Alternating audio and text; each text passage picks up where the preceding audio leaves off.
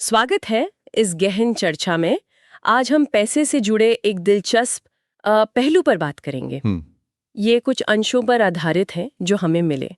अक्सर ऐसा लगता है ना कि पैसे कमाने या संभालने के लिए बहुत स्मार्ट होना जरूरी है। हाँ, जैसे अच्छी डिग्री चाहिए, मुश्किल कैलकुलेशंस आनी चाहिए, बाजार की समझ। बिल्कुल, लेकिन क्या सच में ऐसा ही है? शायद नहीं। आज जो अंश हमारे पास है वो एक थोड़ी अलग कहानी कहते हैं। वो जैसे इस बात पर जोर देते हैं कि शायद पैसे के साथ हमारा व्यवहार हमारी किताबी बुद्धिमत्ता या तकनीकी ज्ञान से कई ज्यादा मायने रखता है। चलिए इसे और गहराई से समझते हैं। जरूर। हमारे पास आज कुछ बहुत ही चौंकाने वाली और विपरीत कहानियां हैं जो इस विचार को दिखाती हैं। हाँ। एक कहानी एक ऐसे बेहद प्रतिभाशाली टेक एग्जीक्यूटिव की है जिसके पास सब कुछ था, दिमाग, पैसा, सफलता, सब कुछ। और दूसरी कहानी एक साधारण से चौकीदार की जिसकी जिंदगी बेहद सामान्य सी थी, गुमनाम। बिल्कुल। और इन कहानियों से जो सबक मिलता है वो सिर्फ वित्त मतलब फाइनेंस तक ही सीमित नहीं है। अच्छा। हाँ, ये मानव स्वभाव, धैर्य, लालच और हमारी जो भावनात्मक प्रतिक्रियाएं होती हैं उनके बारे में भी बहुत कुछ बताता है। यहाँ दिलचस्प बात यह है कि कैसे एक जैसे आर्थिक माहौल में बिल्कुल अलग तरह के व्यवहार एकदम उल्टे नतीजों की ओर ले जाते हैं। सही बात है। ये दिखाता है कि पैसे का खेल सिर्फ दिमाग का नहीं है, दिल और आदतों का भी है। तो चलिए पहली कहानी से शुरू करते हैं। लॉस एंजलिस का एक होटल।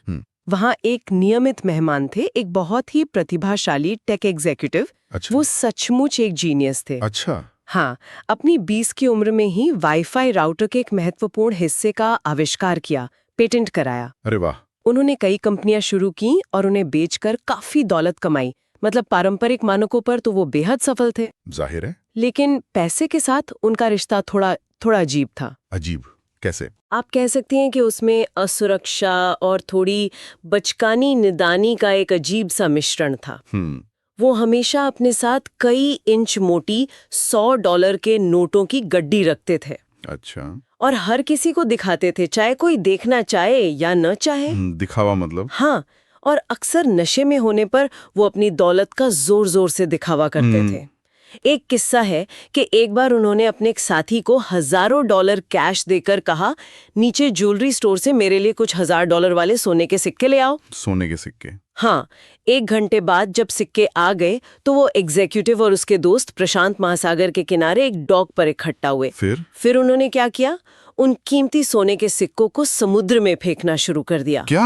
हाँ, जैसे कोई तालाब में कंकड़ फेंकता है, और हंसते हुए बहस कर रहे थे कि किसका सिक्का ज्यादा दूर गया, सिर्फ मजे के लिए। ये तो अजीब ही है, मतलब पैसों की कोई कदर नहीं। बिल्कुल। इतना ही नहीं, कुछ दिनों बाद उन्होंने होटल के रेस्टोरेंट में $500 का एक लैंप तोड़ दिया।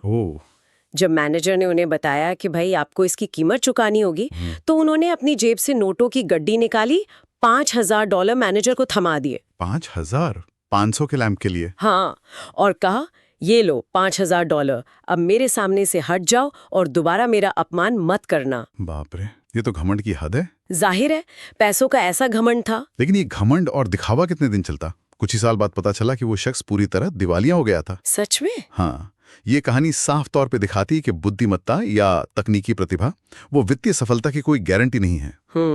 एक जीनियस व्यक्ति भी अगर अपनी भावनाओं और क्या कहते हैं आवेगों पर नियंत्रण नहीं रख पाता तो आर्थिक रूप से तबाह हो सकता है। यानी आप कह रहे हैं कि पैसा कमाने की योग्यता और पैसा संभालने की योग्यता, ये दो अलग चीजें हैं।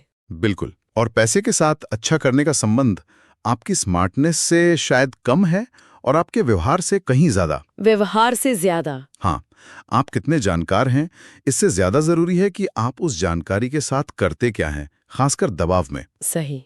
और व्यवहार सिखाना मुश्किल है, खासकर उन लोगों को जो खुद को बहुत स्मार्ट समझते हैं। क्यों? वो अक्सर सोचते हैं कि उन्हें सब पता है और वे भावनाओं से ऊपर उठकर निर्णय ले सकते हैं, जो शायद ही कभी सच होता है।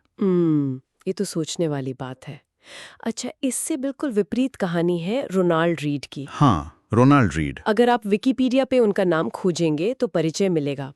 रोनाल्ड जेम्स रीड एक अमेरिकी परोपकारी, निवेशक, चौकीदार और गैस स्टेशन अटेंडेंट थे। मतलब कई सारे काम करते थे। हाँ, वे वर्मांट के एक ग्रामीण इलाके में जन्मे थे और अपने परिवार में हाई स्कूल पास करने वाले पहले व्यक्ति थे। अच्छा। और ये उपलब्धि और भी प्रभावशाली इसलिए है क्योंकि वो रोजाना कई मील हिचहाइक करके स्कूल जाते थे। सोचिए कितनी लगन होगी। वाकई बहुत हिम्मत चाहिए इसके लिए।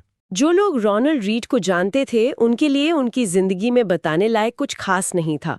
उन्होंने एक बेहद साधारण, लगभग गुमनाम जीवन जिया।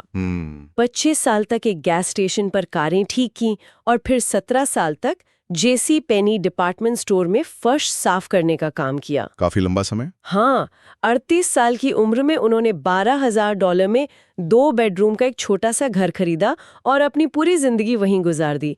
50 की उम्र में उनकी पत्नी का देहांत हो गया, जिसके बाद उन्होंने दोबारा शादी नहीं की।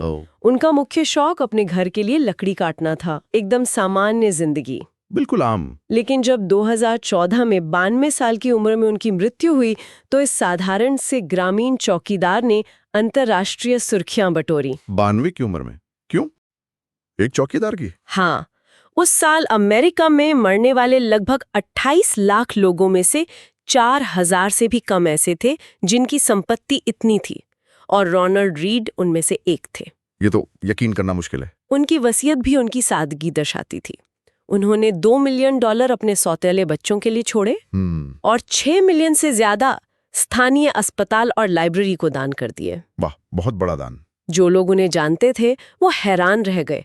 सवाल उठा कि आखिर इतना पैसा आया कहाँ से? क्या कोई लॉटरी लगी थी या कोई बड़ी विरासत मिली थी? हाँ, ये सवाल मन में आता है। नहीं, ऐसा कुछ भी नहीं था। रहस्य बहुत साधारण था। क्या था वो रहस्य? उन्होंने बस जो थोड़ा बहुत बचा सकते थे उसे नियमित रूप से बचाया और उस बचत को उन्होंने ब्लू चिप शेयरों में निवेश किया। ब्लू चिप शेयर मतलब बड़ी जानी मानी और भरोसेमंद कंपनियां? हाँ, बिल्कुल वही जिन्हें आमतौर पर सुरक्षित निवेश माना जाता है। फिर उन्होंने कुछ नहीं किया सिवाय दशकों तक इंतजार करने के। दशकों तक इंतजार, ये तो सुनने में बहुत आसान लगता है पर करने में शायद सबसे मुश्किल काम है। हाँ, बिल्कुल सही कहा। उन्होंने अपनी छोटी छोटी बचत को बढ़ने दिया।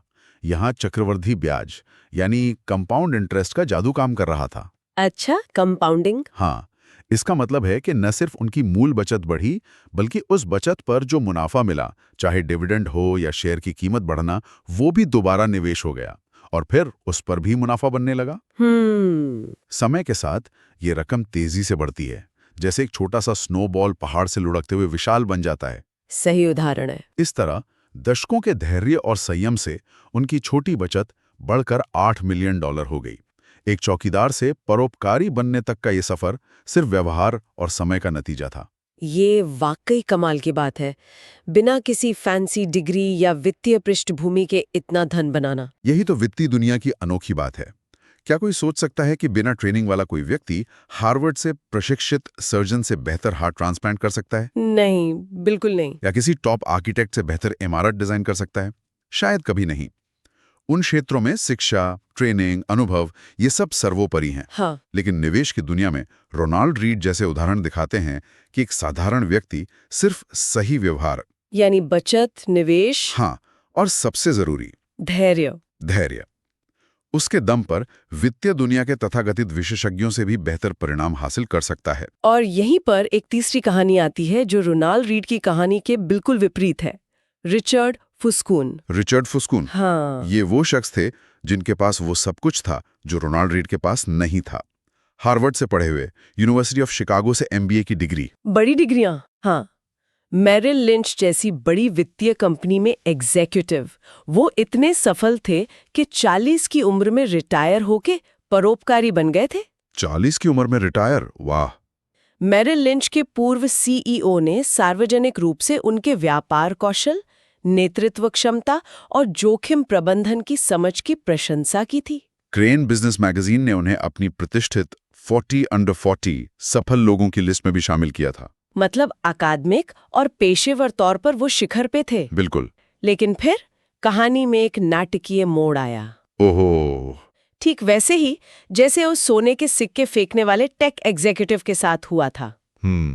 2000 के दशक के मध्य में फुस्कॉन ने ग्रीनविच कनेक्टिकट में अपने पहले से ही विशाल 18,000 वर्ग फुट के घर को और भी बड़ा बनाने के लिए भारी कर्ज लिया। 18,000 वर्ग फुट, बहुत बड़ा घर। सोचिए, उस घर में 11 बाथरूम, 2 एलिवेटर्स, 2 पूल, 7 गैराज थे। अरे बाप रे। और सिर्फ उसका रखरखाव का खर्च ही $90,000 प्रति माह से ज्यादा था। $90,000 प्रति माह सिर्फ रखरखाव।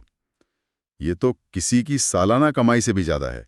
ये अपने आप में एक चेतावनी का संकेत था। हाँ, अपनी आय से कहीं ज्यादा बड़े पैमाने पर जीने की कोशिश। बिल्कुल। और फिर आया 2008 का वैश्विक वित्तीय संकट। हाँ, वो संकट। इस संकट ने लगभग हर किसी की वित्तीय स्थिति को चोट पहुंचाई, लेकिन रिचर्ड फुस्कॉन जैसे लोगों के लिए, जिन्होंने अत्यधिक कर्ज ले रखा था, ये तबाही लेकर आया।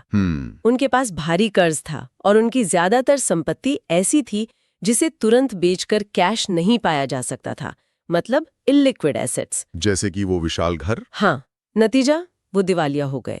उन्होंने कथित तौर पर एक जज के सामने कहा, मेरी वर्तमान में कोई आय नहीं है। इतनी सफलता के बाद ये हाल? पहले उनका पाम बीच वाला घर नीलाम हुआ, फिर 2014 में ग्रीनविच वाला वो आलीशान घर भी नीलाम हो गया। अच्छा। वही घर जहां मेहमान पूल के ऊपर बने पारदर्शी कवर पर डिनर और डांस करते थे, और वो घर उसके बीमा मूल्य से 75% कम कीमत पर बिका। इतना कम? हाँ, और ये सब कब हुआ? रोनाल्ड रीड की मृत्यु से सिर्फ 5 महीने पहले। क्या संयोग है। एक तरफ एक चौकीदार चुपचाप करोड़पति बन गया, दूसरी तरफ एक वित्तीय विशेषज्ञ दिवालिया हो गया। रीड और फुस्कॉन की कहानियों में विरोधाभास इससे ज्यादा साफ नहीं हो सकता। रीड धैर्यवान थे, फुस्कॉन लालची थे, या कम से कम उन्होंने अपनी क्षमता से ज्यादा जोखिम उठाया। शिक्षा, अनुभव और अवसरों में जमीन आसमान का अंतर होने के बावजूद अंतिम नतीजा उनके व्यवहार पर निर्भर करता था। व्यवहार पर? हाँ, अगर हम इसे बड़ी तस्वीर में देखें तो ये पुख्ता करता है कि वित्तीय सफलता कोई रॉकेट साइंस या भौतिकी जैसा कठिन विज्ञान नहीं है। हार्ड साइंस नहीं है। हाँ, जहाँ नियम और सूत्र हमेशा एक जैसे परिणाम देते हैं। ये काफी हद तक एक व्यवहारिक कौशल है, एक सॉफ्ट स्किल। Soft skill. आप क्या जानते हैं, इससे ज्यादा महत्वपूर्ण ये है कि आप विभिन्न परिस्थितियों में व्यवहार कैसे करते हैं। इसी को पैसे का मनोविज्ञान कहा गया है। ये दिलचस्प है क्योंकि आमतौर पर वित्त को गणित आधारित क्षेत्र की तरह ही पढ़ाया और समझा जाता है। बिल्कुल। जैसे कोई मशीन हो जिसमें आप सही डेटा डालें और सही जवाब बाहर आ जाए। पर्सनल फाइनेंस में सिखाया जाता है कि 6 महीने का इमरजेंसी फंड रखो, अपनी सैलरी का 10% बचाओ। हाँ, नियम तो है। निवेश की दुनिया में सिखाया जाता है कि ब्याज दरों और स्टॉक मूल्यांकन का क्या संबंध है। कॉर्पोरेट फाइनेंस में तो पूंजी की लागत जैसी चीजों की बहुत सटीक गणना करने के फॉर्मूले हैं। हाँ, और ऐसा नहीं है कि ये गणनाएं या नियम गलत हैं, वे महत्वपूर्ण हैं, लेकिन ये जानना कि क्या करना है ये बिल्कुल नहीं बताता कि जब आप उसे करने की कोशिश करते हैं तो आपके दिमाग में क्या चल रहा होता है। अच्छा, डर, लालच, अधीरता, आत्मविश्वास, ये भावनाएं कैसे आपके फैसलों पर हावी हो जाती हैं, ये जानना ज्यादा जरूरी है। सोचिए, 2 विषय ऐसे हैं जो हर किसी के जीवन को प्रभावित करते हैं, चाहे उनकी उनमें रुचि हो या ना हो, स्वास्थ्य और पैसा। हाँ, दोनों जरूरी है। स्वास्थ्य सेवा के क्षेत्र में पिछले कुछ दशकों में विज्ञान ने जबरदस्त तरक्की की है। नई खोजों, बेहतर दवाओं और तकनीकों ने डॉक्टरों के पुराने विचारों को बदला है।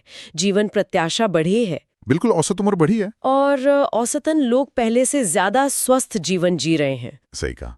लेकिन क्या पैसे के उद्योग में भी ऐसी ही स्पष्ट प्रगति दिखती है? ये अच्छा सवाल है। निवेश, पर्सनल फाइनेंस, बिजनेस प्लानिंग, इन क्षेत्रों ने पिछले कुछ दशकों में दुनिया के शीर्ष विश्वविद्यालयों से सबसे तेज दिमागों को आकर्षित किया है। हाँ, जैसे फाइनेंशियल इंजीनियरिंग। हाँ, एक जमाने में प्रिंसटन जैसे प्रतिष्ठित इंजीनियरिंग स्कूल में फाइनेंशियल इंजीनियरिंग सबसे लोकप्रिय विषय हुआ करता था। इतने बुद्धिमान लोग, इतने जटिल मॉडल, लेकिन क्या इसका कोई ठोस सबूत है कि इन सब ने हमें औसतन बेहतर निवेशक बनाया है या अपनी वित्तीय जिंदगी को बेहतर ढंग से संभालने वाला बनाया है? हाँ, क्या ऐसा हुआ है? मुझे तो कोई ठोस प्रमाण नहीं दिखता। मतलब हमने समय के साथ बेहतर किसान, बेहतर प्लम्बर या बेहतर केमिस्ट बनना तो सीखा है। हाँ, उन क्षेत्रों में प्रगति दिखती है क्योंकि उन क्षेत्रों में ज्ञान और तकनीक का सीधा असर दिखता है। लेकिन क्या हमने अपनी व्यक्तिगत वित्त व्यवस्था को बेहतर बनाना सीखा है? इस सवाल का जवाब उतना आसान नहीं है। क्या आज लोग औसतन कम कर्ज में डूबते हैं? क्या वे बुरे दिनों के लिए ज्यादा बचत करते हैं? क्या वे रिटायरमेंट के लिए बेहतर तैयारी करते हैं? लगता तो नहीं है। क्या पैसे से खुशी मिलती है या नहीं मिलती, इस पर ज्यादा यथार्थवादी विचार रखते हैं? इन सभी मामलों में बहुत स्पष्ट प्रगति का कोई ठोस सबूत नहीं दिखता। तो इसका कारण क्या हो सकता है? और मुझे लगता है इसका मुख्य कारण यह है कि हम पैसे के बारे में अक्सर भौतिकी की तरह सोचते हैं, जहां नियम और कानून स्पष्ट हैं। अच्छा। जबकि हमें इसे मनोविज्ञान की तरह देखना चाहिए, जहां भावनाएं, बारीकियां और व्यक्तिगत पूर्वाग्रह ज्यादा मायने रखते हैं। तो आप कह रहे हैं कि ये समझने के लिए कि लोग भारी क्रेडिट कार्ड कर्ज में क्यों डूबते हैं, हमें सिर्फ ब्याज दरों का गणित नहीं समझना चाहिए। हाँ, बिल्कुल। हमें लालच, असुरक्षा और हद से ज्यादा आशावाद के मानवीय इतिहास और मनोविज्ञान को भी समझना होगा। ये समझने के लिए कि निवेशक अक्सर बाजार गिरने पर डर के मारे सब कुछ क्यों बेच देते हैं, जबकि उन्हें पता होता है कि लंबी अवधि में बाजार वापस ऊपर जाता है। हाँ, ये तो बहुत होता है। हमें भविष्य के रिटर्न की गणना करने वाले स्प्रेडशीट से ज्यादा अपने परिवार के भविष्य को खतरे में डालने की उस गहरी भावनात्मक पीड़ा को समझना होगा। जैसा कि वोल्टेयर ने कहा था, इतिहास खुद को दोहराता नहीं, मनुष्य हमेशा दोहराता है। क्या बात है, बिल्कुल सही। ये बात पैसे के साथ हमारे व्यवहार पर बिल्कुल सटीक बैठती है। जिन अंशों पर हमारी आज की चर्चा आधारित है, उनके लेखक ने भी 2008 के वित्तीय संकट के बाद लिखना शुरू किया और महसूस किया कि जो कुछ हुआ उसे पारंपरिक वित्त के नजरिए से ज्यादा मनोविज्ञान और इतिहास के नजरिए से बेहतर समझा जा सकता है। मनोविज्ञान और इतिहास? हाँ, उस किताब में ऐसे 20 अध्याय हैं जो पैसे के मनोविज्ञान की सबसे महत्वपूर्ण और अक्सर हमारी सहज समझ के विपरीत जाने वाली विशेषताओं का वर्णन करते हैं। दिलचस्प। तो आज की इस गहन चर्चा से सबसे बड़ा सबक क्या निकलता है? शायद यही कि पैसे के मामले में सफलता सिर्फ इस बात पर निर्भर नहीं करती कि आप कितने स्मार्ट हैं या आपके पास कितना ज्ञान है। सही। यहाँ ये ज्यादा मायने रखता है कि आप दबाव में, लालच में या डर के क्षणों में कैसा व्यवहार करते हैं। व्यवहार, बिल्कुल। रोनाल्ड रीड और रिचर्ड फुस्कॉन की कहानियां इसका जीवंत प्रमाण हैं।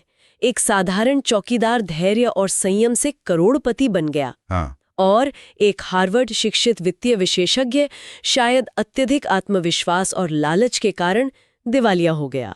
बिल्कुल सही। ये हमें इस बात पर पुनर्विचार करने के लिए मजबूर करता है कि हम वित्त को कैसे देखते हैं, कैसे सीखते हैं और कैसे सिखाते हैं। शायद हमें सूत्रों और बाजार के उतार चढ़ाव के विश्लेषण से थोड़ा ज्यादा ध्यान अपनी भावनाओं, अपनी व्यावहारिक प्रवृत्तियों और अपनी मानसिक कमजोरियों को समझने पर देना चाहिए। अपनी भावनाओं को समझने पर? हाँ। आज की बातचीत के आधार पर एक विचार जो मन में रह जाता है वो ये है, क्या पैसे के साथ हमारे अपने रिश्ते को बेहतर ढंग से समझने के लिए क्या करना चाहिए? हमें सिर्फ अपनी वित्तीय योजनाओं का ही नहीं, बल्कि समय समय पर अपनी भावनात्मक प्रतिक्रियाओं का भी ऑडिट करना चाहिए। भावनात्मक प्रतिक्रियाओं का ऑडिट, ये दिलचस्प है। हाँ, ये सोचना दिलचस्प होगा कि हम असल में निर्णय कैसे लेते हैं, बजाय इसके कि हमें कैसे निर्णय लेने चाहिए।